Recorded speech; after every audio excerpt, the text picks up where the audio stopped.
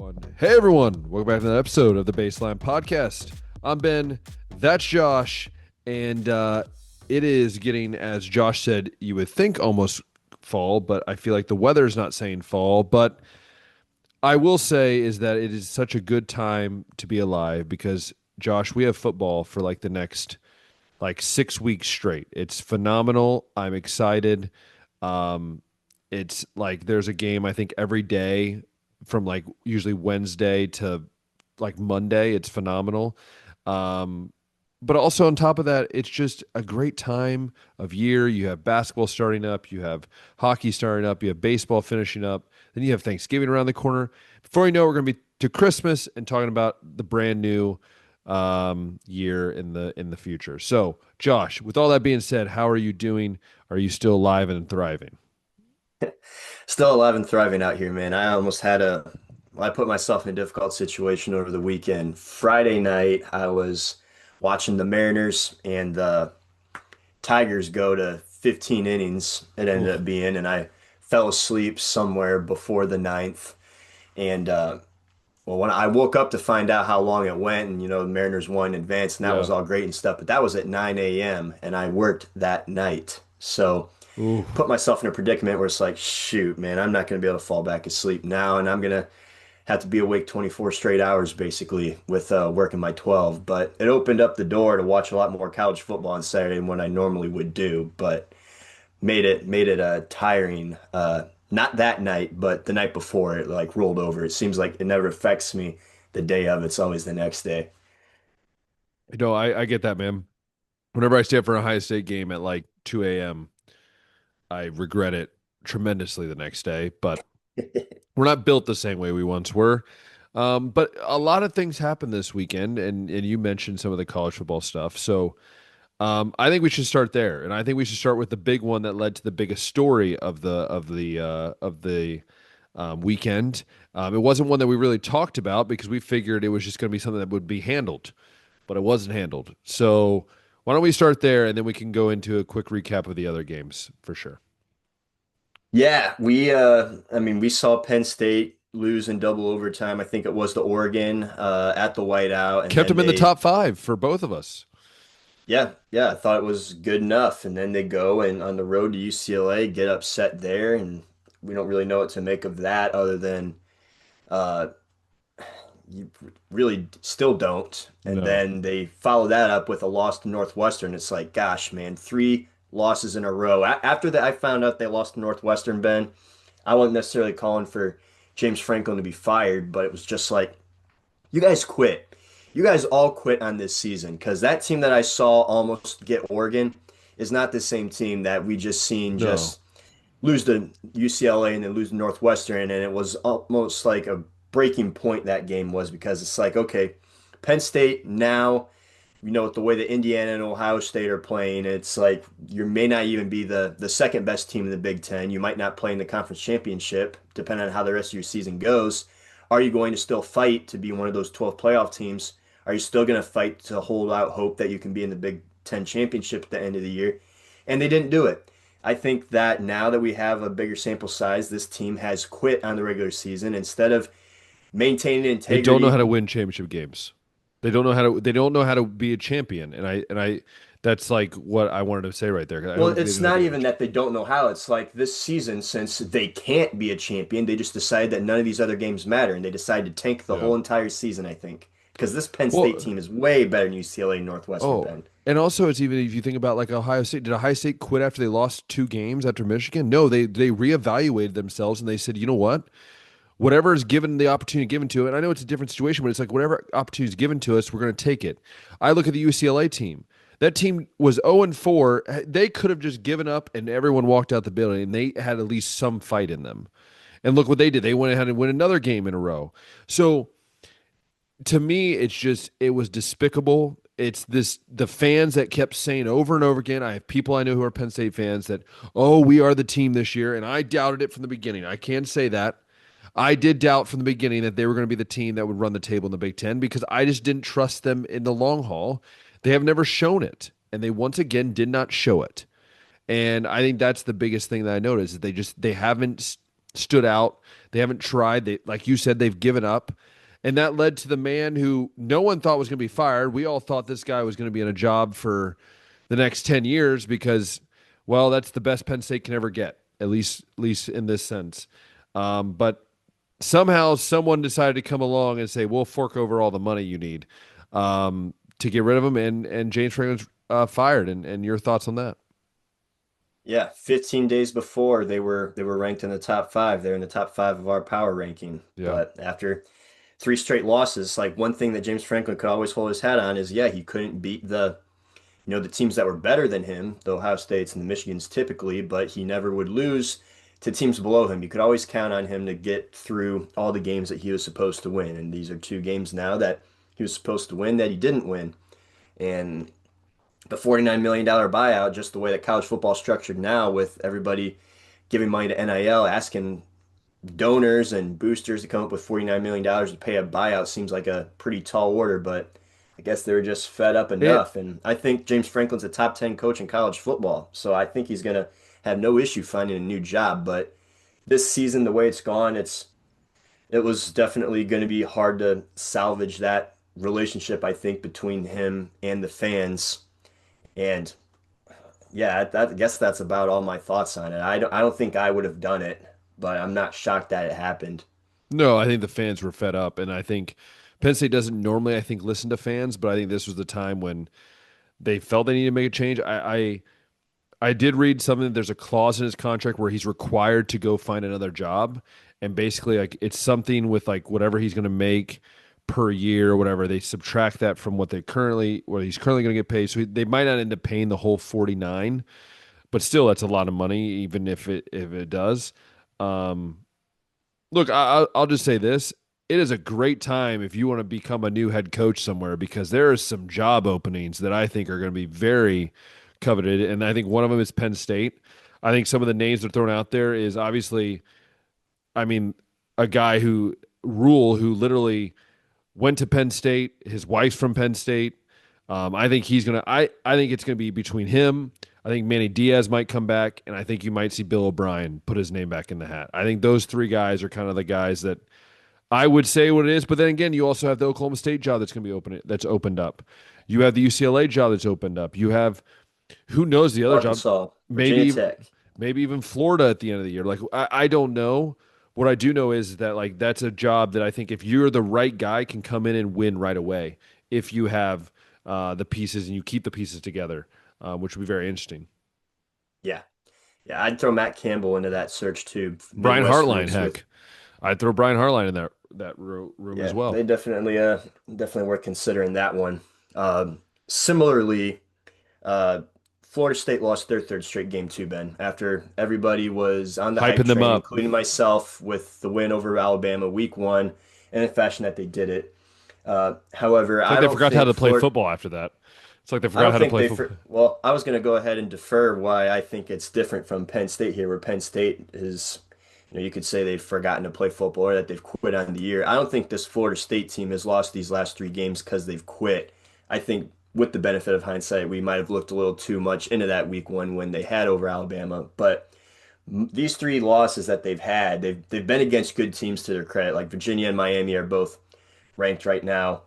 Uh, and they have fought back in the fourth quarter or in the second half in almost all these games. But it's one of those things where it's like, man, Florida State goes from 13 and 0 to 2 and 10, and then they win against Alabama, and you think that maybe they fixed everything that was wrong the year before in one off season, and certainly is going to take more than one off season to fix a program if you only won two games the year before. But I hope that Florida State doesn't overreact and end up firing Norvell at the end of the year. I think he deserves more time. Has shown that he Yeah, can win at the I highest level agree. here, but it's one of those things where Florida State's been mostly building through the transfer portal. You got to be able to supplement through the transfer portal. You can't really build And through the transfer portal. It's hard to find success year over year to do that, and I think he's learning that, and I think he'll figure that out. But objectively, I mean, they've already won three games. They're better than they were the year before. This season's not over yet. Bowl eligibility is still on the line for them. And I see a team that's still fighting. I don't think this is like the Penn State season at all, But I just wanted to compare those two since those are two teams that we initially, uh, I think the national media and all the fans were high on. Now they've each lost three in a row, and I just think the situations are a little different. Oh yeah, I think it's not the same. And I think Florida State's just realizing that I think to be honest, I think they should follow the model of what Ohio State's done, what a couple of these other teams have done, where they've looked at how do we recruit really, really well, and we just put in the needs that we need to in the transfer portal. I think more teams are going to follow suit, for sure. Yeah. The other thing that was I wanted to point out with the Pitt loss at least is we've been saying that maybe these losses have been happening because Tommy Castellanos has had to be relied on a little bit more to win. I think this was one of his best games of the season so far. Ended up with 245 yards, 16 to 23, three touchdowns, no picks. And the run game still had 170 yards as a team. Yeah. I don't know how Pitt got them. It wasn't a game that I watched, but it was a I mean the Florida State season I think is a little different than the Penn State season. So those are games that we didn't preview or talk about at all. There was just a decent slate, and we got another loaded slate that we'll talk about later. But let's talk about teams that have saved their seasons to start. I think is a good place to start, and that's the Texas Longhorns. First Yeah. off, uh, I think we both picked Oklahoma to win this. Yeah. John Mateer was coming back, He and looked Oklahoma's bad, by the defense. way. Yeah, He Oklahoma looked came in bad. with a good defense. You had your Heisman candidate coming back at quarterback, Oof. and based on the way he played, I mean, you still got to give credit to Texas defense first off. That defense is loaded. They held Ohio State to 14 uh, week one. Like there's talent in the building, but and they got after John too. I think he got pressured on half his snaps. They hit him a lot. He threw three picks in this one, but just even some of the throws that he was making just weren't that on I target. don't think he trusted his Wonder hand. I don't think he trusted his hand, is what I Maybe don't didn't think. trust his hand. Maybe they rushed him back. Maybe one of those two. But Texas got after him bottom line. And I hope for Oklahoma's sake that they didn't rush him back too early and that this isn't going to negatively affect his ability to play in the future games because there's a lot of good teams, excuse me, Oklahoma still got to play. And I'll give credit to Arch in this one. The totals weren't all that flashy, but he was efficient. He was careful with the football. Wasn't a turnover problem in this one, and Texas comes out with a win that saves their season ultimately. They're 4-2 now. That one loss to Ohio State means that they also only have one conference loss, so the SEC championship is still much in the picture too. So gotta credit the Longhorns for saving their season, unlike some of these other teams. No, I give him credit. I think it is funny that, Aaron was almost completely right if they would have lost that game. But no, at 4-2, it's one of those things where I still don't know if I trust this offense quite yet. I think their defense is really good, and I've said that at pretty much every week. I think their defense is really good. I think the problem is their offense is so inconsistent. Like again, they played great this week, but can we see 2 weeks of this against good teams, right? And I think that's going to be the test. I think for Texas and for Arch Manning because I think Arch Manning now that he's not really in the limelight I guess as much, he's kind of more in the backlight. I think it's going to allow him to feel more comfortable. I still agree when a lot of people say like you're starting to realize like the difference with guys who play really good competition in high school because you're starting to see like it's now finally he's starting to click now. Whereas guys like him, as highly rated, as highly talented as he was, should have clicked a little earlier. I think the game was so fast over these past few starts. I think he finally slowed it down and just said, I'm going to take is there. And I think it's going to be interesting to see.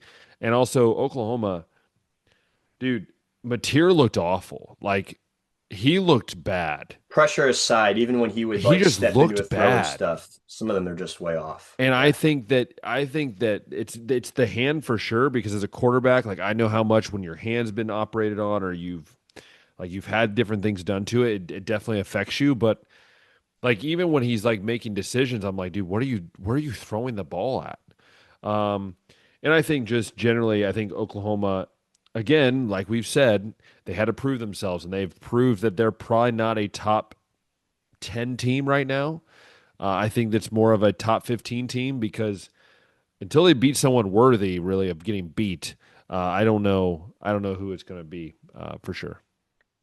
I think the other thing worth noting there, I think that was the first. that was Oklahoma's first tough road game. Remember, they got to host Michigan. I Yeah. believe they got to host Auburn. Um, and I think right now, 6 games in the season, you can basically say teams are who they are at this point. And another thing that Oklahoma really hasn't been able to do this year is figure out how to run the football Yeah. outside of John Mateer scrambling. So that's the thing where it's like, okay, is Oklahoma going to be able to get through this tough second half of the season with hopefully a healthy John Mateer? The running game is what it is. I think the defense is still a solid unit overall. But yeah, that's one deficiency that we're seeing exposed now, and it actually cost Oklahoma in this one. You had a quarterback that wasn't really strong enough to go like full go, and he didn't have a running game that he could rely on. So Yeah. that was the 3:30 game, but I think the other 3:30 game, we saw a major statement made in that one with the way that the Hoosiers ended up taking down the Oregon Ducks. It wasn't a game that I or a result that I could have predicted, or neither of us predicted it, actually. Dante Moore was getting the Heisman talk. I think going into that game from all the books, he was the favorite, the betting favorite. Uh, and Indiana's just like, you know what? We've been beating all these bad teams. We haven't Indiana's really just gotten it. weird, dude. They're just so much a We weird haven't really team. gotten to beat a team that's perceived to be above us. And this is that first game that I think that you can really say Oregon was supposed to be the better team or perceived better team. And Indiana took them down. And that was even with Fernando Mendoza throwing a pick six late in the I game know. that could have been disastrous, but Indiana still comes out and wins by 10. And now it's like, man, dude, how scary is this Indiana team, actually? Yeah, and again, I don't know if it says more about Indiana or maybe this Oregon team because now you look they beat Penn State, but how good was Penn State? Was it did they give up? Was it have they now given up, or was this truly the Penn State we faced? So it's an interesting, I think, gamble. And we also did mention with Penn State is they lost Drew Aller for the season, so I think you can cap this season as a really bad loss for them. Um, but you look at Oregon, Dante Moore. Thank goodness I benched him because I was thinking about starting him for my fantasy. Thank goodness I started the Air Force quarterback, man. I'm telling you, if you're playing college fantasy, get yourself a triple option quarterback, man. I'm telling you, the points you get is just phenomenal. But that's besides the point. Dante Moore, Oregon, I think they're still good. I think this Indiana team is also really talented and really good. I think it's fascinating that now you look at the top three teams in the country and none of them play ranked teams anymore the rest of the year. So what we'll see, I mean, will we see Ohio State versus Indiana in the Big Ten championship game? Which I don't know. It's just weird to say sometimes, like Indiana and the not basketball, like we're talking football. Like I had someone say that at school, like you're talking about Indiana Hoosiers, right? I was like, yeah, the Hoosiers. And so, um, yeah, it's awesome to see. Like I have many friends that are from Indiana that have rooted for Indiana, and I know that they've looked forward to this for many years. Kirk Cignetti is just doing the thing that I think many people don't do, which is he's just building with guys that he thinks are good. Doesn't matter if you don't think they're good. Um, and as much as you might not like his personality, man, like this dude, the only two games he's lost to is Ohio State and I believe Oregon last year. Ohio State and Notre Dame No, last Notre Dame. year. Sorry. So those are the only two teams he lost to, and those two teams played for the national title last year. So look, Indiana's doing what they are supposed to do, and that's like, hey, we're gonna play a football game all the way through. That's what they do. Yeah. Yeah, we'll get more data on Oregon as the season goes on, Yeah. but yeah, I think a lot of the stock that people built in Oregon was how they went and won against Penn State, who, now that they've lost 3 in a row, I think that they were like that team at that time they played Oregon, and the way that they've been losing games is an indicator that they've given up. Yeah. So we'll see though what Oregon does. I think the really only the test that they had was that Penn State game going into this one, and now this is how they fared against Indiana. So Yeah. we'll see more on Oregon as the season goes on. All right, so the noon slate was also very exciting. I watched the Alabama Missouri game most of this time, and Missouri's first drive, Ben, I picked Alabama. Missouri looked so good on that first drive. They went down, scored on 5 plays. Most of them were big runs by Ahmad Hardy and Bo Prabula. I was just like, man, dude, it's like I said last week. All the matchups indicate Missouri. They're coming off of a bye. They got Alabama coming in, who has had like their known weaknesses, but have been figuring out how to win in spite of them. And that ended up happening once again. The Tide we've been pointing out how they lost to Florida State a lot, not being able to stop the run. They held Ahmad Hardy to his lowest total of the season, didn't even break 60 rush yards. They once again did very well on third and fourth down offensively. Jam Miller, I know he had to leave with a concussion, but he was coming up with big plays on his own too, and you hope that he can come back because, I mean, Alabama's a team that still has some hard games left. And with the win over Missouri, Ben, on the road, that is the first time in college football history, I believe, that a team has beaten three top 25 opponents in 3 consecutive weeks. Not Hmm. like 3 games on the schedule where like maybe there's a bye baked in. It's like no, 3 consecutive weeks, which I thought that's crazy. That's never happened before. But yeah, with the win over Missouri, with the win over Vanderbilt, with the win over Georgia, that's completed 3. And they're not done. They got to go and play Tennessee this weekend. We'll talk about that game later. But yeah, I gotta give major credit to the Tide for not letting that week 1 result indicate how this season's going to go, for staying mentally tough, and for continuing to find ways to win football games. Like they always said, it's not over until it's over. And so I think again, basically everything you said is what I was wanting to say. But yeah, they did good, and I'm excited to see what they can do later in the season when things get a little tougher. Also going on at noon was Ohio State and Illinois, and the final score I think was a little underwhelming. But some of the Closer stuff than in what I the offensive, realized, though. Closer than you realize, I think, when you watch the game. closer you think No, I'm Illinois like sorry. played better? No, I mean the score was closer than like what it actually was. I think when you Yeah, look at the game. I agree. The offensive box score for Ohio State wasn't very flashy, but the same old defensive metrics were all there. Getting after the quarterback, forcing turnovers, those kind of things. The Ohio State defense, I think, is the most solid unit in all college football, and why I'm probably not gonna really doubt them in any other matchup they play the rest of the year. Uh, but I think that's also a credit to like Illinois got a solid defense, even though Indiana boat raced it, and USC, who's one of the best offense in the country, is able to score 30 on them. I still think they're a solid football team, but for them, that's their third loss this season. So you can, I know they had playoff aspirations coming in, and that was another reason why this game was important. But yeah, I'll just let you go ahead and talk about that. You said that was the score was closer than what the Yeah, game indicated. Go I ahead and mean, you break that look. down. I think like if you look at the game itself, I believe at halftime the score was, if I remember right, I think it was Might have been 17. 17 to I'm nothing or looking right 20 to now. nothing. I'm looking right now, but the score was here we go. Yep. So the score on the game on Saturday was uh at halftime. Yeah, it was 20-3. And I could tell you at halftime the score didn't feel like it should have been more, right? And I think Ohio State offensively, like they didn't do anything flashy again. People are like, well, push it down the field. I'm like, dude, Ohio State's doing what they did last year, which is taking what you give them, and they're not overworking themselves. And I think Josh can understand when I say this because last year we were talking about Ohio State not really pushing it during the regular season. When they get to the playoff, and they just started opening it up. And I think that's what they're doing again. They're like, look, if we can just win these games, I don't care how we win them. Let's just get to where we got to be. The 16 points for Illinois is kind of like a.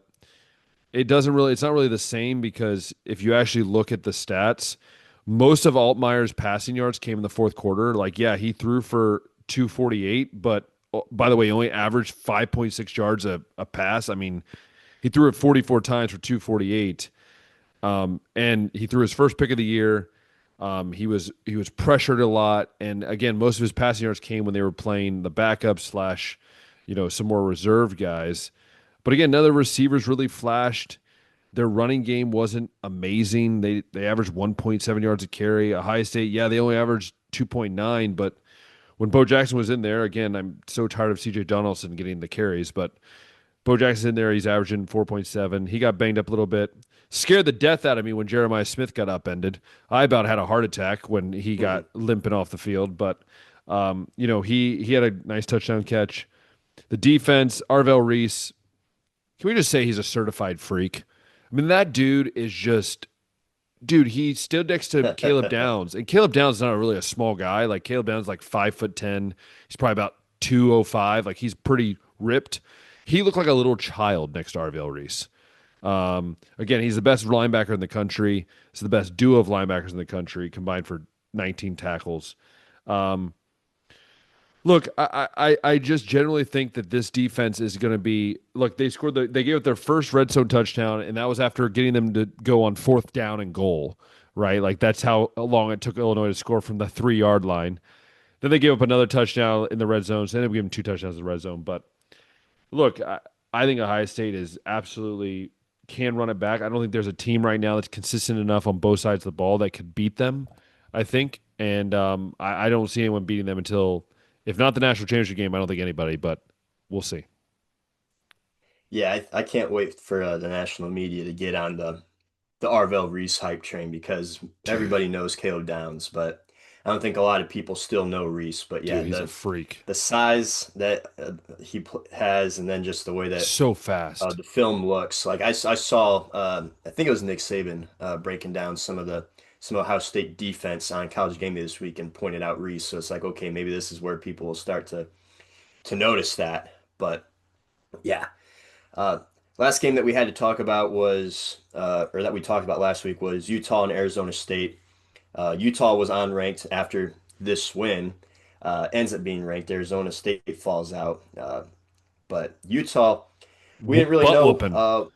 Yeah, they put a butt whooping on Arizona State after getting a butt whooping by Texas Tech a few Oh, weeks ago. And we were goodness. wondering what this was going to do to Utah, what it was going to mean, because the Big 12 at the time was still looking like pretty open as far as who could be competing for that conference, but Utah's kept their head down and they come out and put a butt whooping on one of the better teams in the conference too. Yeah. And I know Arizona State was missing their Levitt. I believe he was Yeah, hurt. Sam Lovett So, sat out, so I yeah. think I picked Arizona State, but had I known that, I probably would have gone the other way, but I still didn't expect Utah to win by this much. No, Dampier looked like the Dampier of old at New Mexico. So that's a good sign for Utah fans. Yeah. Just scrolling through the rest of the games, Ole Miss survived an upset. They escaped Washington State 24 to 21. Texas A&M rolled against Florida 34 to 17. Let's see. Georgia survived at Auburn, and there's a lot of stupid, stupid stuff that happened in that game. I know everybody's talking about the Kirby Smart fake timeout and how the officials messed that up, but Auburn was so close also in the first half to being up 17 to nothing in this game. It's just so close, man. You got so close there. They were Auburn in a just that way. desperation kind of mode. Well, they were in a desperation mode in this game too because they that was their third loss. So, if you're a team that wants to compete for the SEC championship or the playoffs, like that's a game that you got to be able to win. And they haven't beaten Yeah. a team like that yet. And so you got to, factor that in into how close this game was. But yeah, LSU also defeated South Carolina by 10.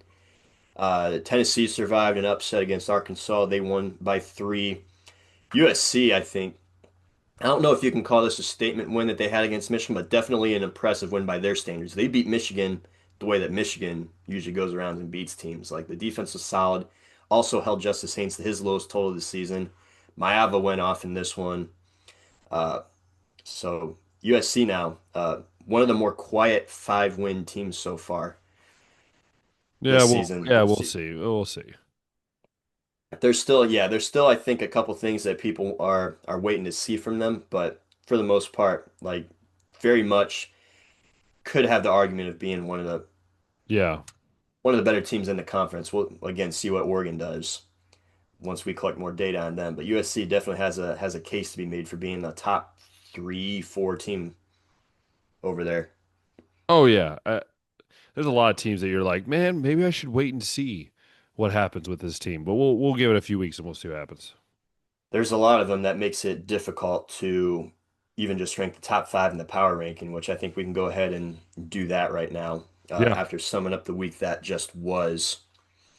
So I'll go ahead and start at my 5. Yeah. Yeah. And there's a lot of teams that I was factoring in here. It's like, okay, uh, Texas Tech. We saw them smash Utah, and that's about the only team worth mentioning that they've played, but Yeah. everybody else they've absolutely smashed. So that's a team that I considered. Uh, Oregon, you're going to find out they're not in my top 5 anymore. I want to Shocking. learn a little bit more. Yeah, just slipped out. Um, Ole Miss is another team that slipped out. I think they're kind of like how we read into LSU a lot early in the season with the win over Clemson. It ended up not meaning that much. I wonder if their win over LSU will prove to be like as big as what we think it is. Yeah. But bottom line, they still got an inexperienced quarterback and they're vulnerable still. It hasn't cost them yet, and they'll get another chance to show the world that no, we mean business this weekend. But I decided to put Alabama at 5. I think that Mm. I think they aren't the team that they were week one. I think Yeah. that the run that they've been going on, beating Georgia, beating Vanderbilt, beating Missouri, and it hasn't been at necessarily in butt whooping fashion, but watching the way that they're pulling uh, wins from all around. Different players are contributing. Ty Simpson is really look like a strong quarterback. Uh, some of the throws I saw him make in the Missouri game, Ben, it's just like, you know what? Some of these NFL scouts might trick themselves into making him the top quarterback prospect in this draft class just because Aller, Klubnik, Nussmeier, Sellers, like a lot of these guys that we thought would have been, Yeah. aren't looking up like they're not making all that great a film either. So I decided to roll with Alabama here. Uh, Over Oregon, over Texas Tech, over Ole Miss right now. And Yeah. I think all three of those teams got cases to be 5. But right now, I think what the Tide are doing is just a little too hard to ignore right now. Actually, I was right on track with you because I was like, all these other teams I feel like are like, uh-huh, mm-hmm, mm. That's kind of like how I felt about every team as I was looking. And I can't put Georgia there because Alabama beat Georgia, and I've been kind of ignoring Alabama because I'm just like, eh. But I have a lot of shakeup, at least in the bottom three, and so for me at 5, I think Alabama fits in pretty much everything you said with it. So also new to my top 5 since Ole Miss and Oregon slipped out. I'm putting Indiana here. I'm a believer in the Hoosiers right now. I think that I'm so glad the AP put them third in the poll. I wasn't sure if they were going to go that hard, but credit to them. In my power ranking, I think they're one of the top 5 teams in the country right now too, as it stands right now. Uh, yeah, for me, I'm going to go with Texas A&M at number 4. Texas A&M at times looked a little shaky at times, but we'll see what the Moss injury is. I know he got injured again, which that dude I feel like gets injured every other game. But again, I just love what they're doing, and I love their quarterback. I love their coach, and I think Texas A&M it's a top 5 team in the country for sure. Yeah, 3 is where I got Texas A&M, and for a lot of the reasons you said, I think they're one of the few teams that has shown that they can beat you in multiple ways. They've won a shootout over Notre Dame. They've won by pounding the ground. They've won, defensive struggles against teams like Auburn. Like there's a lot of ways that this team can win, which can make you dangerous ultimately, later in the season once playoff time comes around. And who would have thought Texas A&M would be in this spot preseason? I sure didn't. I I thought didn't they eat. had a I thought they had a 8-4 ceiling. I thought that there would be improvements made with Mike Elko in his second season. But I thought about 8-4 was about as good as they could get, and here they are at 3 in my ranking. Exactly what I thought too, and I'm shocked that I even have. You know, what I'm even more shocked is the fact that I have Indiana at 3. If you would have Yeah, told me, honestly, Indiana being here is a shocker too. if you would have told me that we were doing a power ranking and Indiana would be at 3, I thought maybe we had started a power ranking for basketball because I refuse to believe this. But for me, look, they're right now have proven that they are a top 3 team in football, and even as crazy as it sounds, it's true. It's kind of like I think when Clemson became relevant back in the early 2010s, it was probably the same thing for some people. And so for me, Signetti's done a great job, and I think they deserve that number 3 spot. Number 2, I'm keeping Miami there. They're on a bye. Not going to fault them. I think that their second half of the season ultimately is going to be interesting because it's 7 straight games, probably 8 straight games with the conference championship that they'll play in against teams that, at least when I last checked, weren't ranked. But that also opens up the opportunity for a trap game to happen too. If a Yeah. team comes in a little more hungry than you, we'll see how hungry this Canes team is. But I got him at 2.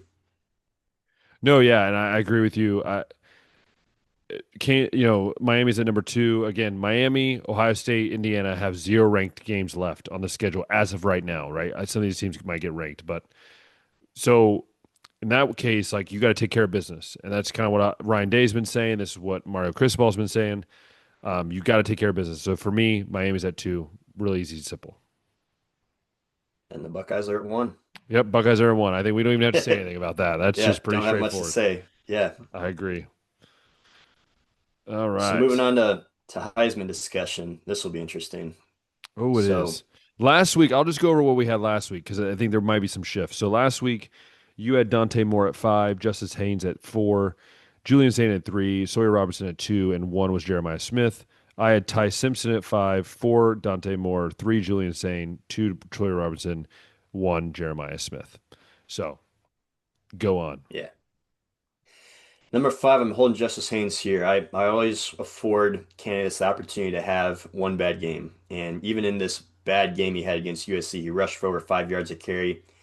They took him out because of the deficit that they had, but 10 carries, I think 51 yards. Credit to USC though, the longest run they allowed in this game was 13 yards, and Haynes has been one of the more explosive guys. Like he's a guy that's like, we'll get 4 yards here, 3 yards here, 5 yards here, but then he'll bust off a couple of big plays for that Wolverines offense. Uh, so still think he's one of the best backs in the country, but I got to drop him down because of the performance. But can't have too many more of those. Yeah, it is funny because I was trying to think who do I put here at 5 because Dante Moore's dropped out of mine. More I also think out of mine as well. that game really just was like I was like no, and there was a couple names that I thought about putting here. Now these are the two names I came down with. Was Marcel Reed, which I think is fair, right? Marcel Reed's He's fair. been in your top Yeah, five before. yeah, he's fair. The other one was Fernando Mendoza, and I said you're a top 3 team in America. Maybe you should have a chance. But then I also had a third one that came to my mind, and that was be Carson Beck. Because But Beck didn't do anything this week to exactly, get in your. exactly. So then my thought is, what do I do? Because if you look at Beck overall this season, he's been in my top 7, top 8. So I decided, you know what? I'm going to go with the guy that has proven a little bit over time, and I'm going to go with Mendoza doesn't quite make it. I'm going to go with Marcel Reed because I feel like Mendoza needs to show me. Again, that pick 6 really stuck in my head because I'm like, do Heisman Trophy winners make those mistakes in that sense? But for me, I'm going to go with Marcel Reed. I think he does deserve his flowers, and I'm going to put him there at 5. Yeah, I won't argue it. I don't have Mendoza in mind, but he's a guy that I considered. And at 4, I got Julian saying. I'm gonna, for similar reasons, I want to see like the totals go up, and I think that needs to be the case for Mendoza too for me.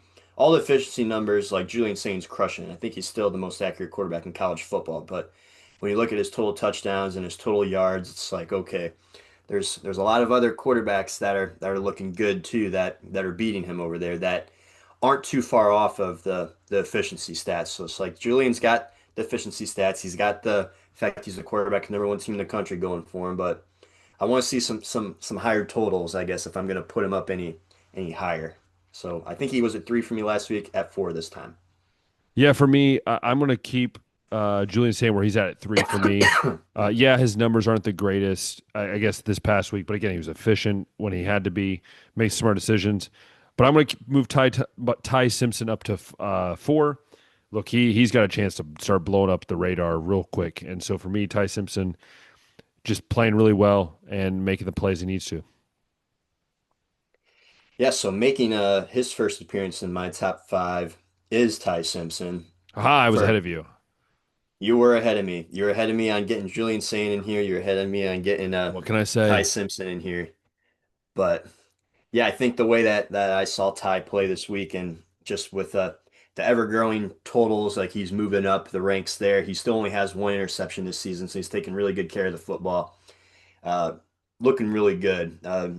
And with the way that he's got Alabama playing football right now, it's just like, yeah, I can't ignore it. Yeah, and it's one of those things where I was wanting to move him up above Julian Sane, but then I was also kind of like, hmm, I don't know. So I'm going to keep Julian Sane where I'm at 3 just for now. We'll see what happens. Yeah. Julian at three for you. Okay, well, at two for me, this might cause a little stir. I got Jeremiah Smith at two. Similarly to Julian, I this isn't an indication that I think Jeremiah is not the best player in college football. He's been my one the last few weeks, but again, it's just like if you're going to win the Heisman, we know that numbers do matter to an extent. He hasn't had that many 100-yard games. There's some receivers in the Big Ten that they're doing better than him as far as numbers go, but I mean, still got a touchdown this weekend against Illinois. Uh, no one's questioning Jeremiah Smith's talent, but again, I think if you're going to win an award like this, especially as a receiver, you need to have some numbers, and I got to see some more from Jeremiah, I guess. And you could argue that's because Ohio State's got so many mouths to feed. And it's like, yeah, it's true. That's why it's going to be so hard for a Buckeye, I think, to even win this award because we Yeah. got Saint and Jeremiah here.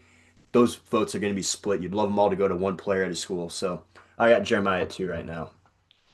Yeah, I had to drop Jeremiah as well. I just there's I mean again, he has games where I mean again, most guys would be happy with 5 catches, 42 yards and a touchdown, but that's not Jeremiah, right? Jeremiah is a guy that we expect to be 6 to 8 catches, 85 to 100 yards a game. And again, I think he's going to get that, but again, they didn't need to do it. And I think if you ask Jeremiah, if you ask Julian or any of these guys, they would rather win a championship anyways. So, For sure. um, but yeah, I'm going to move him down to two as well. And so I think we got the same number one then also, and Yes, that's going to be Sawyer Robertson. Yep. He was he's still balling out still over doing with what he the Baylor does. Bears. Yep. Still balling out. It'd be, well, if this ends up ringing true, it'd be cool if the voters, uh, I guess, ignored the record for a little bit, but maybe Baylor can sneak in as a playoff team. They're still 4-2 right now, so that option's still there. That's very much on the table. But Yeah. yeah, Robertson at one. So we can go ahead and discuss some of these games that we got coming up then, and it's a loaded slate to the point where it's like we got five head-to-head top 25 games. Uh, we're not going to talk about all. We're going to talk about most of them, but let's go ahead and kick it off with Ole Miss at Georgia, 3:30 kick. Right now, Georgia is a 7.5 point favorite. Uh, Looking at this game, some of the things that you can notice are Ole Miss has a top 12 scoring offense. They're sixth in yards per pass attempt, so credit Trinidad Chambliss there. They're the 10th best team on third down as far as converting. One thing that needs to be better at, or better for them though, is the penalties. They're 125th in penalty yardage, so you can't go to a team like Georgia and beat yourself. And in an environment like Sanford Stadium, I've heard it's one of the more underrated places to play. I work with a guy that he played in the band there, so he could tell you that for sure. Yeah, can get loud there. So again, an inexperienced quarterback, a team that gets a lot of penalties, going into a tough road atmosphere. We'll see how this plays out. Georgia, 16th in rush D, 117th in sacks. Again, they still aren't getting after the quarterback. So it would help if they could get at Chambliss a little bit in this game, instead of relying on Ole Miss to just, I guess, self-destruct. Like help your case a little bit there. But those are just a couple things that I'm noticing that both of these teams, like some strengths of them. And we both highly think of Ole Miss. They've been in our top five power ranking before. They're on the fringe right now. But going to this game, Ben, what are some things that stick out to you? Where are you leaning? Yeah, I mean, I like Chambliss. I like, Old Miss offense at times, but again, you almost lost this past weekend. So, to against Wazoo, which is another okay. So for me, I look at Georgia. I think Georgia has a statement to make because I think a lot of people are doubting Georgia, and I think this is their opportunity to kind of make a statement and to say, hey, we haven't gone anywhere. And I'm really leaning Georgia on this one. I just think Georgia's defense in it's at home, and also this poor quarterback has to go against this Georgia defense plus the crowd. I think Georgia's going to win this game. I think it's going to be a lower scoring game. I think it's going to be 23-13 Georgia. Yeah, I went a little bit back and forth here. I think I am going to lean Georgia though, and there's not really a lot of numbers that I can point to. Like I just said, Ole Miss is pretty good, but they've had some close calls with Arkansas this year, who, to their credit, has a really good offense. They just had a close call this last week with Washington State. Georgia is coming out of, surviving that game at Auburn, maybe got a little bit lucky. I don't think they're going to take that for granted, though. And now they get to come on their home field, host the Rebels, and I think they're going to uh, finally maybe give Ole Miss a little bit more than what they can handle. And I don't think they're going to be able to escape it. So Yeah. I think it sets up really nice for Georgia, and I'm going to go ahead and say it. They win this game. We'll go with 30 to 23, There we go. just on the outside of covering that 7.5 spread. Uh, Continuing on here, another top 25 matchup going on. We got Tennessee at Alabama. This will be the 7:30 game. And the Tide are also a 7.5 point favorite in this one. Like I said before, the Alabama's been playing some pretty good football right now, but this is the fourth ranked team that they're going to play in 4 weeks, and that can be tough for anybody Yeah. to continue to win at that pace. Uh, we know how good Tennessee's offensive attack is through the air. We also not talked about as much as the way Tennessee can run the football too. Tennessee's got the number three scoring offense. They're 17th in yards per carry. They're ninth in yards per pass attempt. Uh, they're a really good team. Yeah. So defensively too, they're first in the country in sacks. So they're going to get pressure on Ty Simpson. And then looking over at the Alabama side, they're impressive too. They're 21st in scoring. They're 14th in yards per pass attempt. Third down, they're doing really good. They're the 13th best team at converting third downs. They're taking care of the football and forcing turnovers. They're second in the country in turnover margin. Defensively, they got the 15th best scoring defense, 14th in total defense. Now, the one area that Tennessee could potentially blow this game open is the run matchup. Alabama's 106th in stopping the run, which is why it's so crazy that they were able to contain Ahmad Hardy the way that they did, make him not a part of that game plan as much in the second half. Uh, like I said, Tennessee, they're ninth in yards per rush attempts. So can the Tennessee offense open up holes for their run game to maybe be a threat and maybe neutralize some of those other areas that Alabama maybe has a advantage in? It's going to be a fun game. This matchup has been fun the last few years to watch. Yeah, it has. And I really am I really just like what Alabama's offense been doing, and I think it's gonna be a high scoring game. I think it's gonna be more of a shootout, to be honest with you, and I think it's gonna be an interesting game to see what Tennessee can do to counter Alabama. But I think I'm gonna lean Alabama on this one. I'm gonna go Alabama 38, Tennessee 34. Hmm. Yeah, this is a tough one for me to predict. Man, I'm trying to find the status of a player right now. I was gonna say that Georgia defeated Tennessee. That's their only loss, and that got in a shootout. But when they played that game, uh, Tennessee didn't have their starting corners in that game. This time it's going to be different. We're going to see Jermon McCoy on the field, one of the better defensive backs in this conference. Uh, so is that going to be posing fits for Ty Simpson? We'll find out. But I think I'm gonna roll with Alabama's hot hand here, and it is going to be a close game. I think they've Alabama really hasn't gotten in a shootout yet.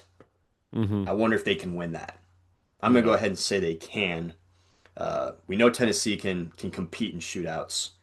Uh, that might have to be something that this Alabama team just it's like, you know what? We don't have a we're not doing really well on the run. We just gotta rely on the pass game to keep things close here. And on top of that, yeah, Aguilar really good. Like Tennessee can win this game.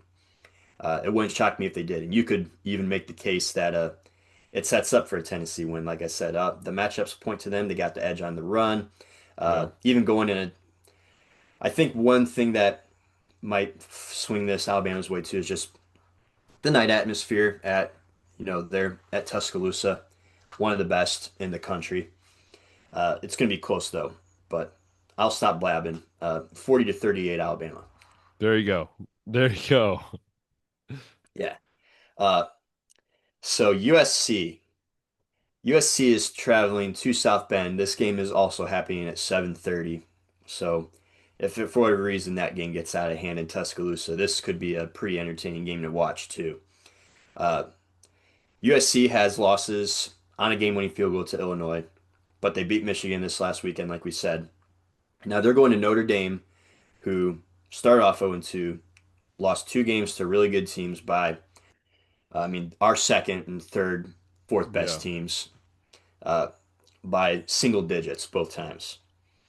Uh, they've been playing pretty good football, Notre Dame has, but USC, they're going to have a tough matchup here because USC is the number one scoring offense. They're number one in yards per play. They're number three in yards per carry, number three in yards per pass attempt. They're the fourth best team on third down, and they get after the quarterback. They're 11th in sacks. What's Notre Dame been doing good this year? They're seventh in scoring offense. They're sixth in yards per play. They're fourth in yards per pass attempt. They're 17th on converting third downs. They're 10th in turnover margin. They're taking really good care of the football. Like, they got an explosive offense over there themselves. So I Mm. guess just looking here, we know that Notre Dame loves to play man coverage. USC's got some talent in that wide receiver room. They're going to have their hands full for sure. Uh, whose defense is going to be able to make that key stop, right? Is USC going to be able to hit CJ Carr and pressure him enough, make his life a little more difficult? Uh, is the Notre Dame secondary going to be able to, make Jaden Maiava struggle? Mm. Are they going to be able to hold their own against these USC wide receivers? Uh, Mm. those are just some thoughts that I have, some matchups that I see going, and I'll let you take it over here. I Hmm. think I lean a little more high on USC than you, and I think right now the national media uh, would be leaning Notre Dame. Even Vegas is leaning there. Notre Dame's an 8.5 point favorite in this game, which I think is crazy high for these circumstances. But again, USC hasn't really done a whole lot lately to prove that they deserve respect in a game like this. Yeah. Yeah, I didn't know really where I was going with this. But I look at these two teams and I've been kind of like going back and forth and I just as much as I'm not as high on USC, I just don't know if I trust this version of Notre Dame right now than I did, last year or even earlier this year. And I really just think that this USC team has some talent. I think defensively they're going to be able to make the stops they need to. And I think at the end of the day they're going to win this game. I'm going to say they're going to win 28-21 USC. Yeah, the other thing to, I guess, bake into this prediction too, Notre Dame's 4-2. They can't lose any more games if they No, they want to make can't. this college football Yeah, playoff. especially since they're a bunch of jokesters and they don't want to join a conference. So, Right. Yeah. So USC is good of a team and offense as I just listed as I think they are. I think Notre Dame's gonna get up for this one. They've hung with some of the best teams in the country and came up just yeah, short. USC is definitely one of the best offenses in the country. Uh, it could get out of hand. They could get down early. You never know how a yeah. game script can shake out, but I'm going to go ahead and lean Irish here. Uh, as far as the score goes, man, I don't know what I think score wise. We'll go with see USC. Josh Pate. I'm going to talk about this. Josh Pate has something he talks about on his show called the crowbar theory, where let's just say that a matchup maybe indicates a really good offense versus a really good defense, and you think, okay, a good defense will stop a team that usually scores 40 points. Maybe they'll hold them to like 30 points, but maybe that team only scores 10 points because the matchup proves to be like so good that it's like we can't get anything going at Yeah, all. And it ends up going just to 10 instead of being more of like a limiting, like the way that they score points is just totally contained. You're like, shoot, we got nothing. And then they end up scoring like way less than you imagined. yeah, I think though that the USC pass game is going to score and get its points though. So I'll go ahead and give USC 24, Notre Dame 30. I think that 8.5 is like a crazy spread still. yeah. Uh, let's see. We got another team that's also kind of in a survival mode right now, and that would be Arizona State after that loss to Utah. Yeah. They're hosting Texas Tech, who on paper looks to be one of the best teams in the country too. Number two scoring offense, 12th in yards per pass attempt, 12th in third down conversions, 10th in turnover margin. They got to stop committing penalties though. They're 131st in penalty yards. It just hasn't cost them yet. And then on the defensive side, they're fifth in scoring defense, 10th in total defense, first in rushing defense, 11th in pass defense, sixth in sacks. It's just so overwhelming when you compare it to Arizona State. And Arizona State, I think, isn't getting as much talk as Clemson, Penn State, and some of these other teams are that have Yeah. choked the season away with how much return production and high expectations they had. I certainly had expectations for Arizona State to win this conference when the season started. I thought that they were my favorite at least, but they just haven't played football the way that they did last year. And you could say that's just a team not handling the expectations. But Sam Lovett has also missed time this season with injury, and I don't know what his status is this week. But Arizona State hasn't been a good football team, period. Uh, Reading through some of the ways that they've been playing. 85th in scoring offense, 121st in yards per pass attempt, 107th in third down conversion rate. They are 10th in turnover margins. So they've taken care of the ball to their credit, gotten after the quarterback 12th in sacks, but it just hasn't been a good season for them. And I'm only even talking about this matchup because it's like, man, we might have just eliminated another team from the playoffs if Yeah. Texas Tech comes out here and wins this. So it looks like Sam Lovett is moving in practice, hoping to play this weekend. It doesn't look like it's a done deal yet, but he's participating in practice, and we'll see if that shakes things up for this Utah game. But even if he does play, Ben, I still believe in Texas Tech enough that this conference, you got Texas Tech up here, and then I think you got all the other teams competing for Mhm. it down here. I Some of these other conferences, like the SEC, we have no idea who's on top there. Our power ranking would indicate we think it's Texas A&M. Big Ten wise, Ohio State looks like the clear-cut favorite in that conference. Miami looks like the clear-cut favorite in the ACC. And I think similarly, Texas Tech looks like the clear-cut favorite in the Big 12. I don't think any team in this conference is going to give them anything they can't handle. Yeah, I also agree with you. I think Texas Tech is here to, and again, I was high on Arizona State, but all these injuries and the way they've been playing, I really think Texas Tech is going to take a hold of that, and I think Texas Tech is going to win. I'm going to go 34-28, Texas Tech. 34 to 28. All right. Well, I'll go Texas Tech a little higher. We'll go Texas Tech 38 to 14. Look at that. Just a second. I'm trying to find right now Texas Tech's 9.5. Yeah, I think they'll easily cover that Yeah, me as far too. as that goes. So last matchup to talk about, Utah at BYU. BYU is one of those teams that like they're ranked 15th right now. I'm They're sorry. undefeated. I don't like rooting for a team that has a quarterback wearing 47. I'm sorry. It's ridiculous. It does look goofy. But got to talk about this because BYU's undefeated. I think a lot of people have been overlooking them because of the teams that they've played. They haven't played anybody worth noting, but I'll go ahead and let you know who they've played. They're coming off of a 6-point win over Arizona. They only beat Colorado by three. They beat West Virginia by 14. They beat East Carolina 34 to 13. They beat Stanford 27 to 3, and they crushed Portland State week 1 69 to nothing. So this is their first real test. The Utah Utes, who we just discussed, crushed Arizona State, uh, but didn't do too well against Texas Tech. Let's look at how BYU's been winning games. They got a good defense, first off. 17th scoring defense, 19th total defense, 18th pass defense. Utah has been doing really well, though, too. 13th in yards per carry. Credit, the run game over there and Dampier being the dual threat. Their first and third down conversion rate. Nobody better than them at getting third downs. 10th in total defense and 10th in pass defense.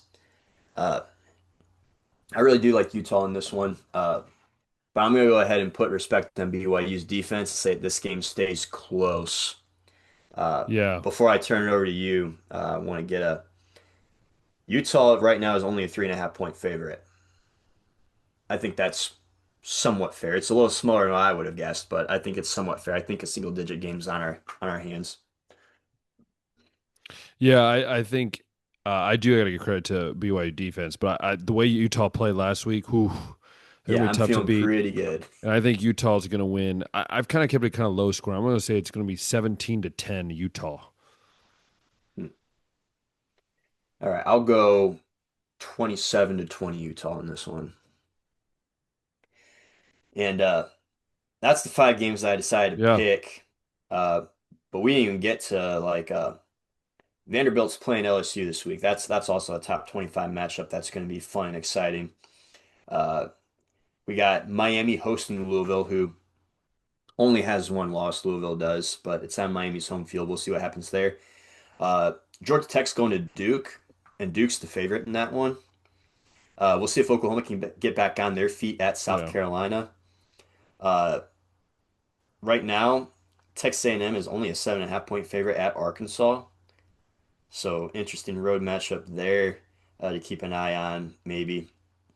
And then Missouri's going to Auburn, where they're only going to be a 1.5 point favorite. Wonder if Yeah. Auburn can get up for that one. But yeah, a lot of good games going on in the college football space. Those are the five that I decided to go with to discuss. Uh, we got to go ahead and talk Cleveland Browns football now, No, we don't. unfortunately. We don't have to. We can skip Well, it.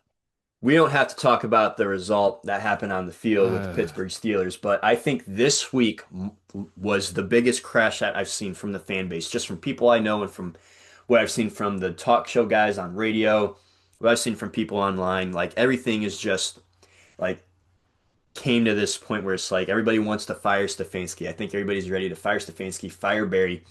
They're mad about the Flacco trades, trading him away. Mike Tomlin even brought up trading a quarterback to a team that needs a quarterback in the division And a quarterback who because you you got a named as a fifth starter. rounder, I guess. Yeah. Someone that's going to start for him. Yeah, you helped out a team in the division. Stupid. I agree. But you weren't going to probably play Flacco the rest of the year anyway, so I get why they traded. It's just the team that they traded him to. I didn't like that. Gabriel threw a ball to Isaiah Bond that hit him in the head. Should have been a touchdown.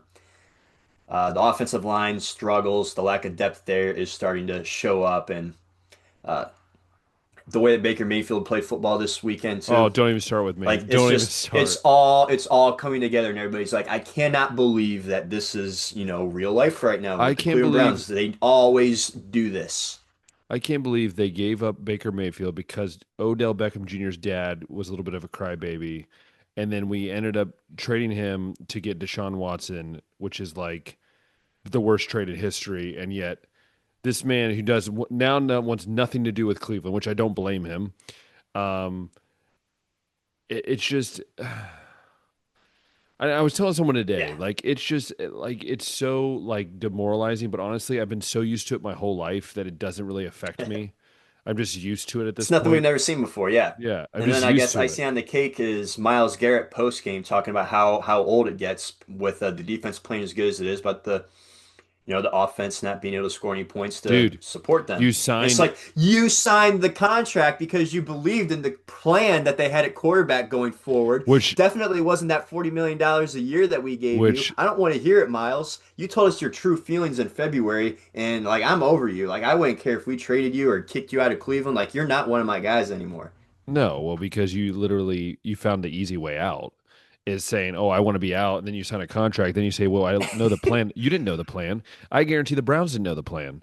You No, just they didn't. He's decided, like, oh, I "Oh, believe in the 40 plan. million." They convinced me. And it's like, no, $40 million a year, whatever they gave you, was the plan that you believed in. And now you're over here like acting like, yep, I'm doing everything, I'm supposed to do and throwing the team under the Actually, bus. his numbers aren't that good after these last few games. So, I don't know, dude. It's just demoralizing. I hate even. Ugh, it's just gross.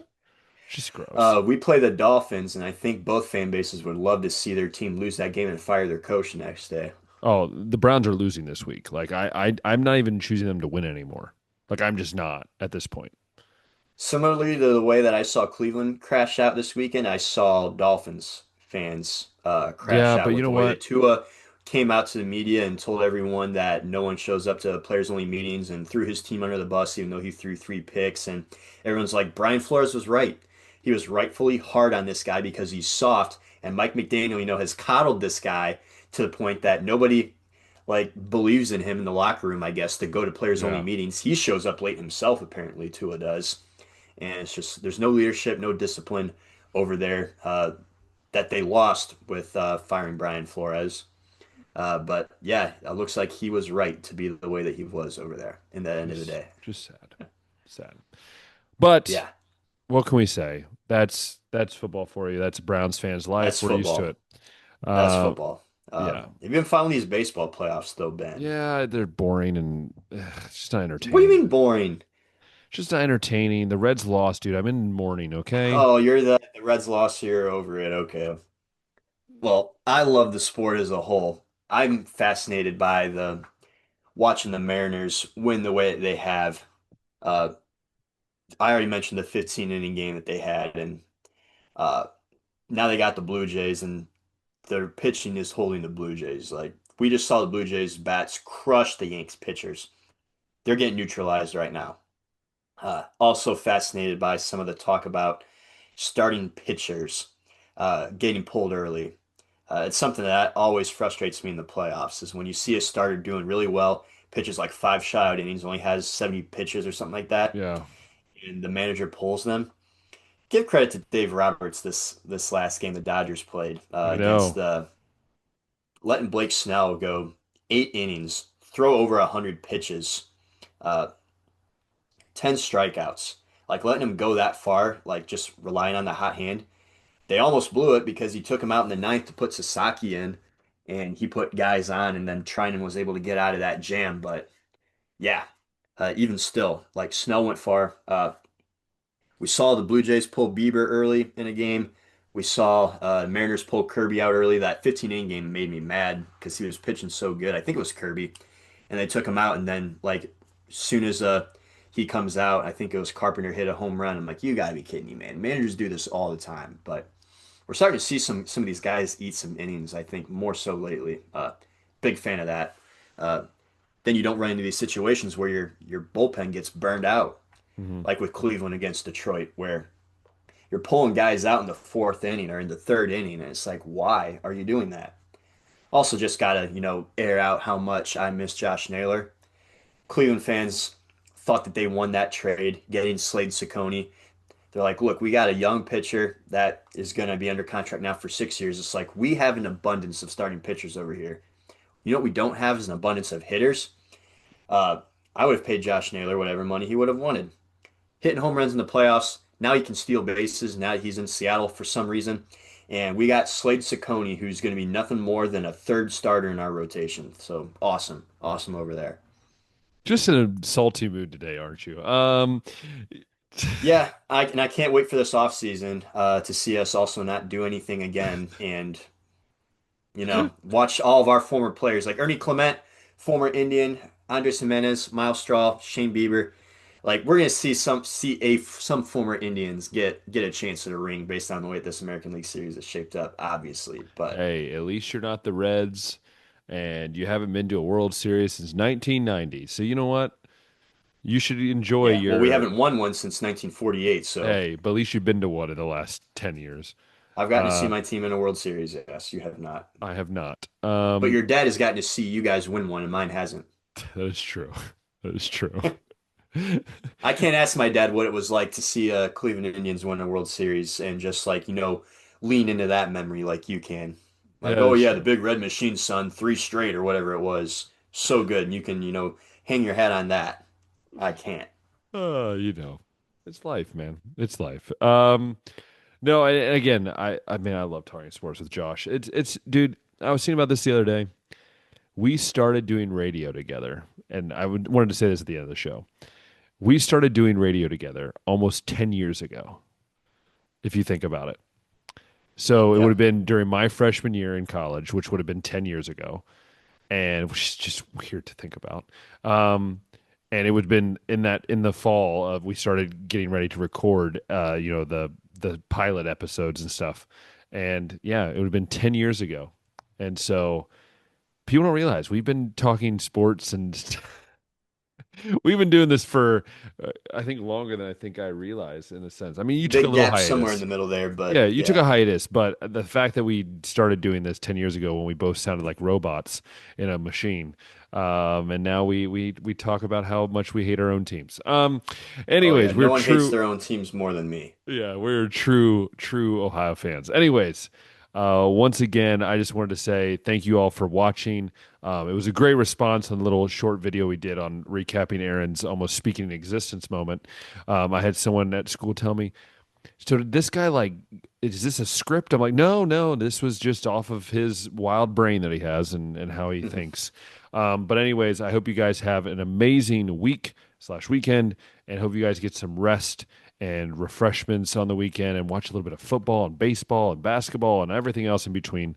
And if you love watching on YouTube, go click that thumbs up button, subscribe button, hit that notification bell. If you love listening to us on Spotify, podcast, leave us down a comment down below. And the comment today will be this: do you believe that the Browns will win one game before the end of the season, one more game, or do you believe that the Cavaliers will win at least 6 games before the Browns win one game?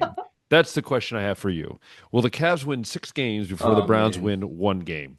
That's the question we're going to ask, and that's the question that will probably prove us wrong. Anyways, I hope you guys have a great rest of the week, and until next time, we'll see ya.